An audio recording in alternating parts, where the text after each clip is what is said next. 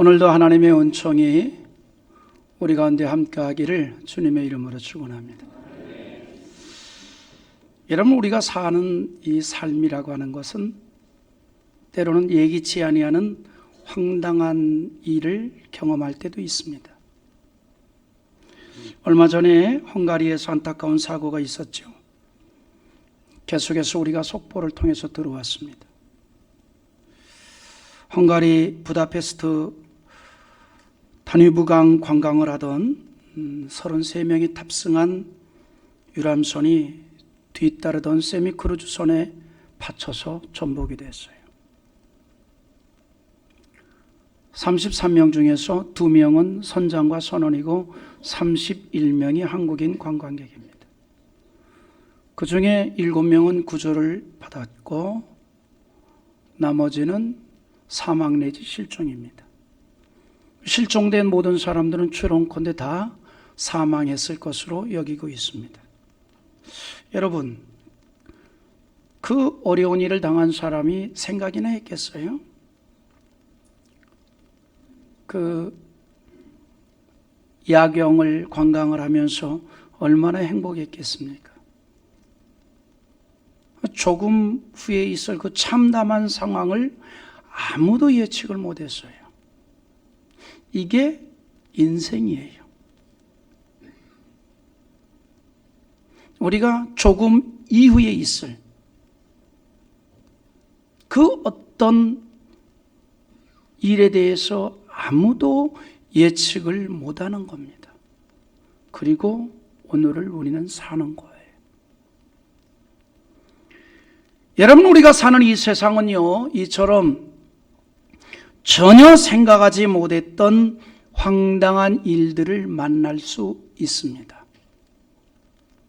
이것은 개인이나 국가나 할 것 없이 우리가 사는 이 세상은 기쁨이 되고 행복한 일도 있지만 그 고장은 황당한 일이 있어서 안타까운 일도 있고 가슴 아플 때도 있고 또 나아가서 분노할 일도 있습니다. 우리는 성경에서도 그런 황당한 일들을 볼 수 있습니다.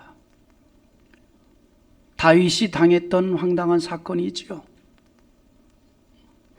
다윗의 아들 압살롬이 아비 다윗을 반역하여서 군사를 일으켰습니다. 그리고 다윗을 치러 왔어요. 압살롬은 자신의 아버지를 제거하고 왕권을 차지하기 위해서 어두운 밤에 군사를 모아 예루살렘으로 올라왔습니다. 무방비 상태에서 공격을 받은 다윗은 그 밤에 급히 피신할 수밖에 없었어요. 이런 황당한 일이 어디에 있습니까? 바로 그 황당한 일을 당해서 피신할 때에 다윗이 시를 지어서 하나님에 대한 신앙을 노래합니다. 그게 오늘 본문의 내용입니다.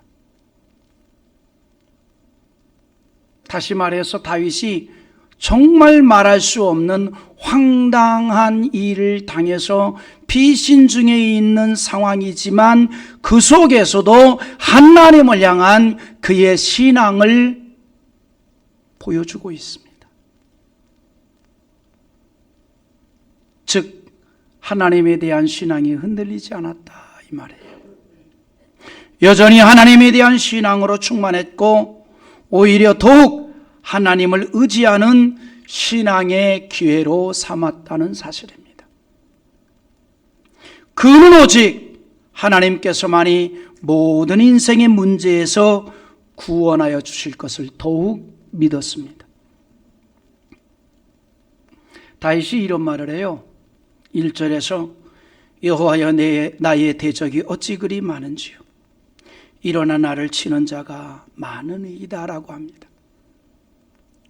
다윗은 본의 아니게 전쟁을 많이 치른 왕입니다. 그리고 거의 모든 전쟁에 직접 출정해서 싸웠습니다.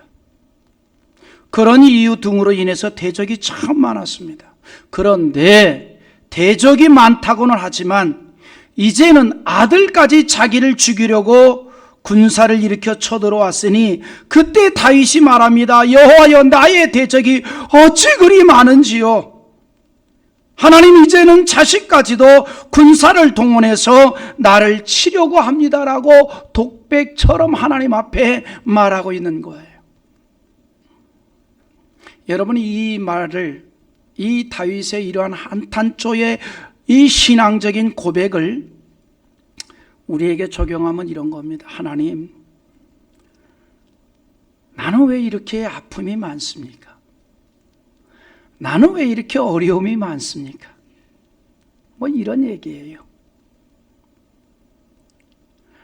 다윗이 그렇게 얘기합니다. 하나님, 나의 대적이 왜 이렇게 많습니까? 나는 왜 이렇게 많은 전쟁을 치러야 되고 내 앞에는 왜 이렇게 나를 해하는 자들이 너무나 많습니까? 심지어 하나님, 아들까지도 나를 대적하기 위해서 군사를 일으킵니다. 하나님, 나는 왜 이렇게 가시가 많아요? 하나님, 나는 이렇게 돌짝길을 언제까지 걸어가야 합니까? 나는 이렇게 어려움이 왜 이렇게 많아요? 뭐 이런 얘기입니다. 세상살이라고 하는 것이 어려움도 있고 슬픔도 있다고는 하지만 나는 왜 이렇게 많습니까? 나는 왜 이렇게 아픔이 많아요? 뭐 이런 얘기입니다. 압살롬의 군사가 쳐들어오던 그날 밤 다윗은 급히 쫓겨 도망을 합니다. 그리고 이런 상황을 바라보는 사람들은 다윗에 대해서 뭐라고 얘기한 줄 알아요? 조롱을 합니다. 뭐라고까지 얘기하냐면 이제는 하나님께서 다윗을 버렸다라고 말하면서 비웃기까지 하는 거예요. 이제 다윗은 더 이상 하나님의 은혜를 받지 못한 신세가 되었다라고 말하고 있는 겁니다. 다윗의 모습을 바라보는 많은 사람들이 조롱하기를 하나님이 다윗을 버렸다라고 말합니다. 그는 하나님의 은혜로부터 떨어져 더 이상 하나님의 은혜를 받을 수 없게 되었을 것이다 라고 말합니다. 더 이상 하나님이 세우신 왕이 아니다라고 비웃습니다. 왜 그렇습니까? 그가 진정 하나님의 은혜를 입은 자이면 어떻게 지금 저렇게 될 수가 있느냐라고 하는 거예요. 어떻게 아들이 군사를 일으켜서 아버지를 치러 올 수가 있겠느냐라는 거예요. 다윗이 그런 소리를 다 들었어요. 사람들이 조롱하는 소리를 들었어요. 비웃는 소리를 들었어요. 그래서 2절에서 뭐라고 얘기합니까? 이렇게 말해요. 많은 사람이 나를 대적하여 말하기를 그는 하나님께 구원을 받지 못한다 하나이다. 하나님, 나를 향한 수많은 사람들의 조롱 소리를 들으셨습니까?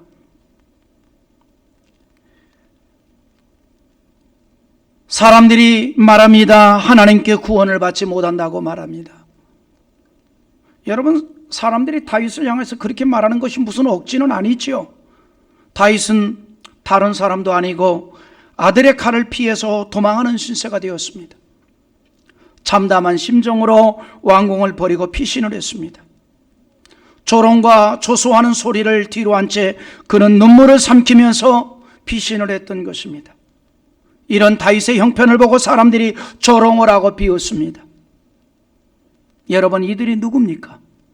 지금까지 다윗의 가장 가까이에 있었던 주변 사람들입니다. 평소에 다윗의 주변에 있었던 사람들이었지만 그러나 그들의 마음에는 목동 출신 다윗에 대해서 환영하지 않았던 사람들입니다. 다윗의 성공에 대해서 진심으로 함께 기뻐했던 사람들이 아니었습니다. 오히려 그들의 마음에는 시기하는 마음, 질투하는 마음이 있었을런지도 모릅니다. 다윗의 가장 가까이에 있던, 다윗의 주변에 있던 사람들이었습니다. 그런데 지금 다윗이 황당한 일을 당했을 때에 그를 조롱합니다. 무엇을 말합니까? 다윗의 성공을 진심으로 기뻐 기뻐했던 자들이 아니라는 겁니다. 가장 가까이에 있었지만 목동 출신 다윗이 이스라엘의 왕이 된 것에 대해서 진심으로 기뻐하고 축하하는 자들이 아니었다는 겁니다. 그래서 지금 다윗이 당한 그 황당한 일에 대해서 안타까운 마음으로 동정하기보다는 오히려 그 상황을 하나님까지 대비시켜 가면서 비난을 하고 조롱을 하고 있는 거예요. 저가 더 이상 하나님의 은혜를 받은 자가 아니다. 더 이상 저는 하나님의 은총을 받은 자가 아니다. 하나님께서 다윗 왕을 버리셨고 그는 이제 하나님께 도움을 얻지 못할 것이라고 말합니다. 다윗이 이 모든 말을 다 들었어요. 얼마나 마음이 참담했겠습니까? 그 참담한 상황에서 그는 하나님을 향하여 시를 지어서 하나님께 자기의 마음을 열어놓는 겁니다. 이것이 신앙이에요. 이것이 믿음이에요. 이런 말씀에서 우리가 생각할 것이 있습니다. 여러분, 세상 사람들은요, 하나님의 사람들에 대해서 항상 좋은 말을 하지 않는다는 겁니다. 칭찬에 대해서는 침묵하고 실수에 대해서는 크게 나팔을 부는 겁니다. 그러므로 역설적으로 하나님의 자녀들이 세상 사람들에게 너무 인정을 받으려고 하지 않아야 한다는 사실입니다. 여러분, 예수님께서 그리스도인에 대해서 이렇게 말합니다. 너희는 세상의 소금이다. 여러분, 소금이라고 하는 건요, 달아 없어져도 그냥 소금이에요. 세상의 사람들이 하나님의 백성에 대해서, 교회에 대해서 뭐라고 얘기해도 여전히 구원받은 백성이고, 여전히 영생 얻은 백성이고, 여전히 하나님의 거룩한 뜻을 이루는 통로라는 사실입니다. 그래서 우리 하나님의 사람들이요, 너무 세상의 사람들에게 어떻게 인정을 받을까라고 노력할 필요가 없습니다. 우리가 더욱 관심을 가져야 될 것은 그게 아니에요. 그럼 뭘까요? 무슨 일을 만날지라도, 어떤 황당한 상황을 만날지라도 하나님을 바라보는 신앙으로 나아가는 것이 더욱 중요한 겁니다. 세상이 나를 무엇라고 얘기하느냐라고 하는 게 중요한 문제가 아니에요. 내가 하나님의 말씀 속에서 살아가고 있느냐라고 하는 게 중요한 거예요. 내가 믿음으로 살아가고 있느냐라고 하는 것이 중요한 거예요. 세상의 지적질이 중요한 문제가 아니에요. 하나님의 말씀 속에 내가 있느냐라고 하는 게 중요한 거예요. 지금 다윗이 그것을 말하고 싶은 거예요. 그는 지금 참담한 상황입니다. 모든 사람이 그를 향하여 조롱을 하고 있습니다. 조소를 하고 있습니다. 그러나 그 조롱과 조소 속에서 다윗이 취한 행동은 뭐냐면 하나님을 향한 신앙입니다. 여러분, 판단은 하나님이 하십니다. 전능하신 하나님께서는요, 높일 자는 높이시고 세울 자는 세우시는 거예요. 이것이 세상에서 살아가는 하나님의 자녀들의 의식입니다. 세상 중에 살아가는 하나님의 자녀들의 모습입니다. 교회가, 성도가 이 세상에서 집중해야 될 것이 바로 신앙이요, 믿음이요, 여호와를 향한 의식입니다. 그게 중요한 거예요. 하나님은 모든 것을 주관하시는 줄 믿습니다. 개인과 사회와 국가와 우주 전체를 지금도 주관하십니다. 그러므로 우리는 오직 말씀 안에서 바르게 살면 됩니다. 교회가 세상을 향한 책임 중에 가장 중요한 책임은 믿음을 지키는 겁니다. 신앙을 지키는 겁니다. 이보다 더 소중한 책임이 없는 거예요.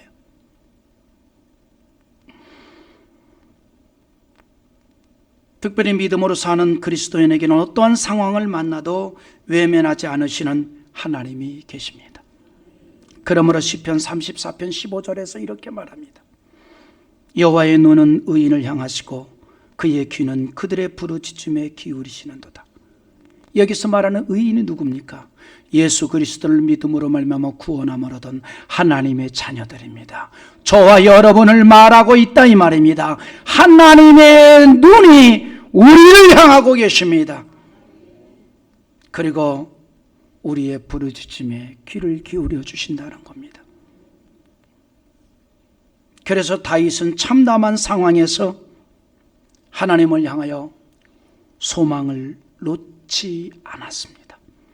결코 자신을 버리지 않으실 하나님을 신뢰했습니다. 그러므로 3절에서 뭐라고 고백합니까? 한번 다 같이 읽어봅시다. 여호와여, 주는 나의 방패시오니 나의 영광이시오 나의 머리를 드시는 자니이다. 이 말이 무슨 말이에요? 하나님에 대한 신앙적 고백입니다. 하나님이 나의 방패가 되십니다. 내 인생의 방패가 되십니다. 내 삶의 방패가 됐습니다. 나의 모든 어려운 것을 막아주실 일은 하나님 여호와밖에 없습니다. 이런 고백이에요. 내 인생의 모든 아픔을, 내 인생의 모든 가시를 막아줄 자는 하나님이십니다. 아들의 칼을 피해서 맨발로 도망을 해야 하는, 그리고 수많은 조롱과 조소의 소리를 들으면서 그가 하였던 신앙의 고백은 하나님만이 나의 인생의 방패가 되어주는 줄을 나는 믿습니다. 우리의 고백이 될 수 있기를 원합니다. 그리고 그 다음에 뭐라고 얘기합니까? 하나님이 나의 영광이십니다. 이 말이 무슨 말입니까? 하나님께서만이 나의 수치를 씻어주시고 나의 아픔을 치료해 주시고 나를 영광으로 세우실 자인 줄 믿습니다. 하나님이 나의 영광입니다. 하나님만이 나를 영광스럽게 하실 자이시고 하나님께서만이 나의 머리를 세워주실 자인 줄 나는 믿습니다. 지금 나의 영광이 수치가 되었을지라도 그걸 바꾸실 일은 하나님이십니다. 지금 나의 머리가, 나의 권위가 완전히 땅에 떨어졌을지라도 나의 권위를 세워주실 이가 하나님이십니다.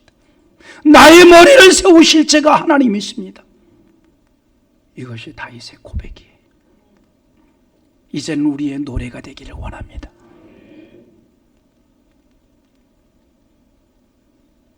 하나님에 대한 다윗의 이런 믿음은 비록 비참하고 참담한 상황이지만 그래도 담대할 수 있는 은혜를 주셨습니다. 황당한 일을 당한 다윗이 그러나 하나님에 대한 믿음이 있었기에, 하나님의 절대적인 주권을 믿었기에 하나님께 모든 것을 맡겼습니다. 자기의 왕의 영광을 거두어 가실 분도 하나님이시요, 다시 은혜를 베푸셔서 왕의 권위를 회복시키실 이도 하나님이신 줄 그는 믿었다는 것입니다. 그래서 그는 오직 하나님의 은총만을 바랄 뿐입니다. 그는 심중에 확신합니다. 하나님께서 은혜를 베푸신다면 다시금 왕의 영광을 회복해 하실 줄 믿나이다. 그러므로 그는 비참하게 쫓겨가는 순간에도 하나님을 향하여 여호와는 나의 영광이시오라고 고백을 했던 것입니다. 여러분, 우리가 세상을 살다 보면 얼마든지 황당한 일, 통곡할 일, 수치를 당할 일, 조롱을 받을 일을 만날 수도 있지만, 그러나 하나님께서만은 나의 인생을 회복시키시고 나를 영광으로 세워주실 줄 우리는 믿습니다. 그는 마치 지금은 하나님 앞에 버림받은 자처럼 여겨졌습니다. 그도 그럴 것이 하루아침에 왕위에서 쫓겨나 머리에는 티끌을 무릅쓰고 맨발로 걸어가는 그의 모습은 너무나도 초라하였던 겁니다. 너무나도 비참해 보였습니다. 사람들은 그런 다윗을 가리켜서 저는 하나님께 도움을 얻지 못한다라고 조롱까지 합니다. 사람들은 다윗에 대해서 더 이상 하나님께 도움을 받을 수 없는 신세가 되었다라고 말합니다. 끝났다라고 말합니다. 찬란한 저의 삶은 끝나버렸다 이렇게 말합니다. 그러나 다윗은 그 상황에서 하나님께 기도합니다. 4절 한번 읽어봅시다. 내가 나의 목소리로 여호와께 부르짖은 그의 성산에서 응답하시는도다. 여러분, 우리가 전능하신 하나님을 믿습니까? 전적으로 신뢰합니까? 그 신앙은 어려울 때일수록 더욱 기도하는 거예요. 따라합시다. 어려우니 더욱 기도합시다. 한 번만 더 따라합시다. 어려우니 더욱 의지합시다. 누구를? 하나님을. 어려우니 기도하는 것이고 어려우니 하나님을 더욱 찾는 것입니다. 그게 신앙이에요. 그게 믿음이에요.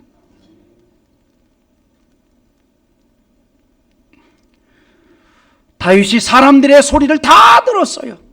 비난하고 조롱하는 소리를 들었어요. 자기가 생각이 봐도 너무너무 비참한 상황이에요. 그러나 그것에 마음이 흔들리는 것이 아니라 그의 마음은 여전히 하나님을 바라보고 있다는 거예요. 여러분, 이스라엘이 한때에 홍해 앞에 섰을 때 모세를 원망했어요. 애굽에 매장지가 없어서 우리를 이곳까지 이끌어내서 우리를 죽이려고 하느냐. 그러나 믿음의 사람 모세는 위기에서 하나님께 기도를 합니다. 그리고 그 모든 위기를 극복하게 됩니다. 이것이 바로 믿음으로 기도하는 성도들이 누리는 은혜인 줄 믿습니다. 다윗이 그랬어요. 그 황당한 상황에서 하나님께 기도합니다. 그리고 하나님께서 다윗의 상황을 해결하여 주시는 사인을 주셨습니다. 그게 뭔지 알아요? 마음의 평안입니다. 할렐루야. 마음의 평안이에요. 그래서 역경 중에도 평안을 누리게 됩니다. 지금 다윗의 형편은 비참하고 황당한 상황이지만 그러나 그 가운데서도 놀라운 안정과 평안을 누렸어요. 여러분, 평안한 사람의 특징이 뭔지 알아요? 다른 거 아니에요. 잘 먹고 잘 자는 거예요. 평안한 사람 특징이 뭐예요? 잘 먹는 거예요. 할렐루야. 우리 교회에서 가장 평안한 사람은 김유한 장로님이에요. 잘 잡숴요. 에? 없어서 못 먹고 안 줘서 못 먹고, 특히 김유한 장로님은 돼지갈비 좋아하십니다. 대접하려면 돼지갈비로. 여러분, 평안의 특징이 뭐예요? 잘 먹는 거예요. 두 번째는 뭔지 알아요? 잘 자는 거예요. 잘 자는 거예요. 사랑하는 자에게 잠을 주신다 그러잖아요. 그래서 엉덩이만 붙이면 코 고는 사람은 하나님이 지극히 사랑하는 자인 줄 믿으시기 바랍니다. 그러면 우리 교회에서 또 가장 평안한 사람이 누구냐? 박준영 장로님이에요.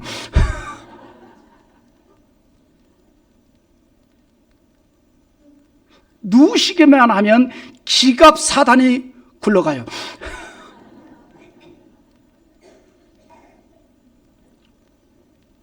고성능이 아니라서 소리가 요란합니다.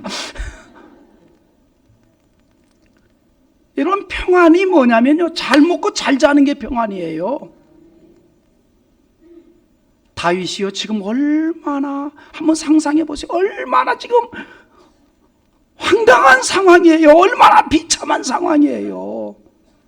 아들이 군사를 일으켜서 아버지를 죽이고 왕권을 차지하려고 쳐들어와서 맨발로 도망을 하는 신세인데 주변에 있던 사람들이 막 조롱을 하는 거예요. 저의 인생은 끝났다. 다윗의 시대는 끝났다. 하나님의 은혜는 끝났다. 그런데요, 다윗은 평안해요. 잘 자요. 5절 한번 읽어보겠습니다. 시작.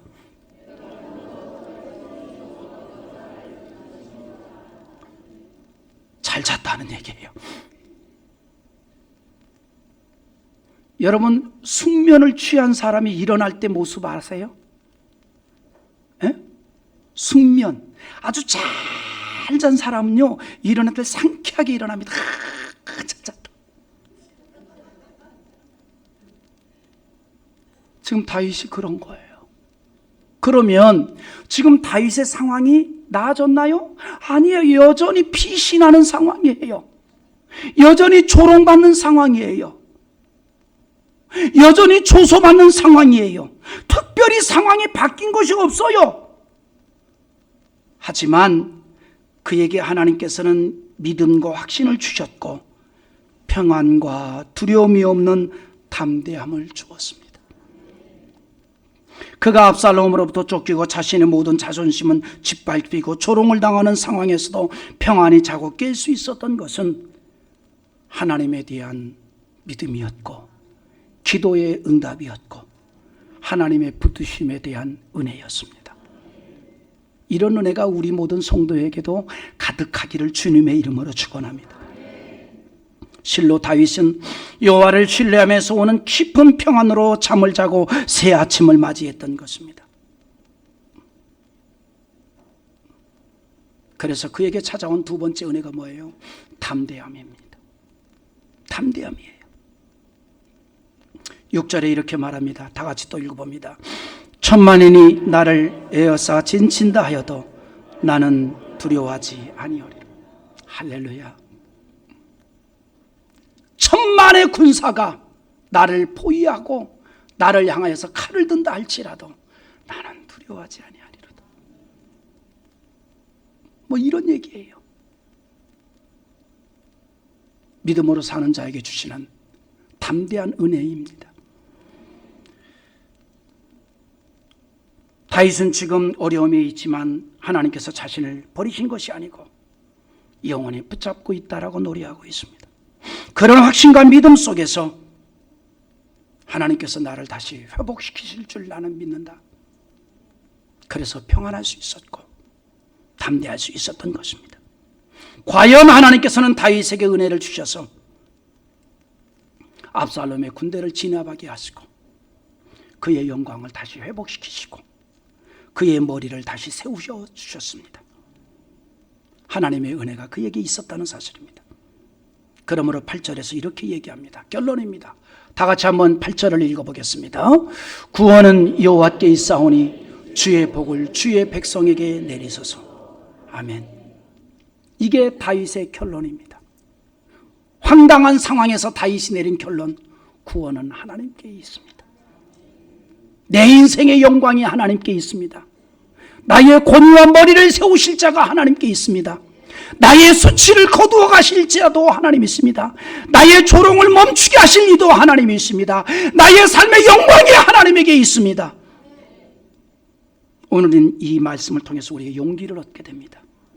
우리가 때로는 허물로 인해서 또는 아무런 이유 없이 세상의 조롱을 받을지라도 하나님의 은총을 겸손히 간구하는 신앙을 가질 때에 하나님이 조롱을 끝내시고 수치도 멈추게 하시고 영광스럽게 하신다는 사실입니다. 우리가 믿는 하나님은 모든 역경에서 승리하게 하시는 하나님인 줄 믿습니다. 황당한 일 중에서도 구원하시는 하나님, 우리의 아버지이십니다. 저와 여러분에게 함께 하시는 그 하나님이신 줄 믿습니다. 우리가 그러므로 어떤 상황에서도 하나님을 의지하는 믿음으로 나아가는